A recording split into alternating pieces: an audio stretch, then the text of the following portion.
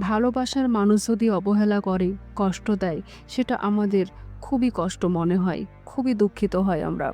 তবে এই পরিস্থিতিতে আমরা নিজেকে কিভাবে সামলাবো সে বিষয়ে কিছু গুরুত্বপূর্ণ টিপস শেয়ার করছি। প্রথমেই আমাদেরকে বুঝতে হবে যে আমাকে যে মানুষটা অবহেলা করছে তার মানে আমার দোষ নয়, তার ফল্ট। তো সবসময় নিজের মূল্য বুঝুন। অবহেলা করলে সেটা কখনোই আপনার মূল্য কমিয়ে দেয় না। আপনি যেমন আছেন তেমনই মূল্যবান। নিজের আত্মসম্মান ধরে রাখতে চেষ্টা করুন এবং মনে রাখবেন আপনি একজন শক্তিশালী ব্যক্তি। পরিস্থিতি বুঝে কথা বলুন। আপনার অনুভূতি সঠিকভাবে প্রকাশ করুন। মানে হলো, আপনার মনে যদি কষ্ট থাকে তাহলে সেই সম্পর্কে সোজাসুজি শান্তভাবে তার সাথে কথা বলুন। এইভাবে একে অপরকে বোঝা সহজ হবে এবং আপনি শান্তভাবে তার কাছে জানার চেষ্টা করুন যে আমাকে যে অবহেলা করছো তার কারণটা কি। সম্পর্কের মধ্যে কিছু সময় দিন। কিছু সময়ের জন্য আলাদা হয়ে যান। এটি আপনাদের সম্পর্কের মধ্যে কিছুটা স্পেস এনে দেয়, যা পরবর্তীতে পরিস্থিতি বুঝে সিদ্ধান্ত নিতে সাহায্য করে। যখন ভালোবাসার মানুষ অবহেলা করে, একঘেয়েমি হয়ে যায়, একটু দূরে থাকুন। সে আপনার মূল্য অবশ্যই বুঝবে যদি ভালোবাসা সঠিক হয়ে থাকে। আর নিজের প্রতি যত্ন নিতে ভুলবেন না। নিজের প্রতি যত্ন নিন। আপনার শখ, পছন্দ এবং একক জীবনের উপভোগ করুন।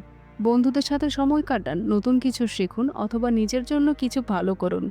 নিজে সুখী হওয়ার খুবই গুরুত্বপূর্ণ। কারণ নিজে সুখী না থাকলে আমার সঙ্গে যে ব্যক্তি থাকবে সেও সুখী হবে না। তাই যে কোনো পরিস্থিতি আসুক না কেন, সবসময় নিজেকে খুশি এবং সুখী রাখতে হবে।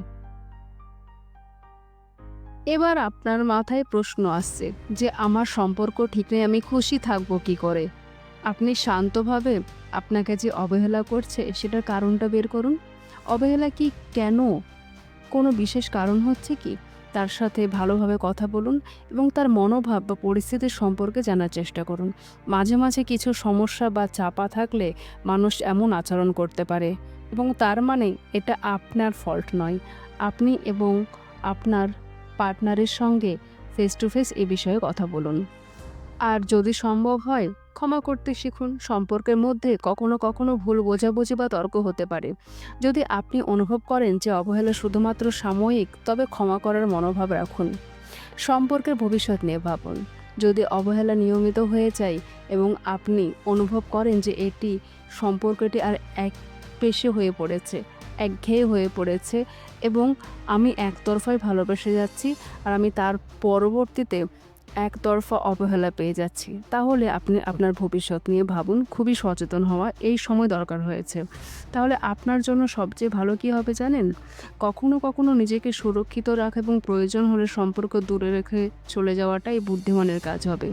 কারণ আপনি যে ভালো থাকবেন, আপনাকে যে অবহেলা করছে, আপনি নিজের ভুলটাও খুঁজলেন এবং ক্ষমাও চাইলেন। তার পরবর্তী সময়ে বারবার যদি আপনাকে কোনো কারণ ছাড়া আপনাকে অবহেলা করতে থাকে, তাহলে আপনাকে এই সম্পর্ক নিয়ে ভাবতে হবে এবং নিজেকে ভালো থাকার জন্য দূরে চলে যাওয়াটাই বুদ্ধিমানের কাজ হবে। এগুলো কিছু টিপস যা আপনার মনকে শান্ত রাখতে সাহায্য করতে পারে। মনে রাখবেন, নিজেকে প্রথমে ভালোবাসা ও সম্মান দেওয়া সবচেয়ে গুরুত্বপূর্ণ। তারপরে অন্য কাউকে ভালোবাসা যায়। ভালো থাকবেন, সুস্থ থাকবেন আর চ্যানেলটিকে লাইক, সাবস্ক্রাইব অবশ্য করবেন। Bye bye.